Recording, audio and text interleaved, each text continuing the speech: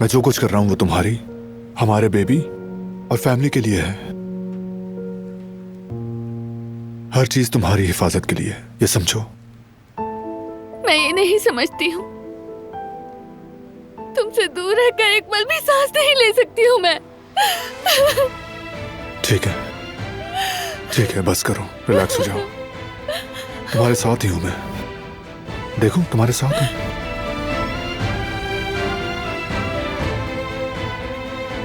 बहुत प्यार करती हूँ, तुम क्यों नहीं समझते हो ये? एक पल नहीं रह सकती तुम्हारे बगैर।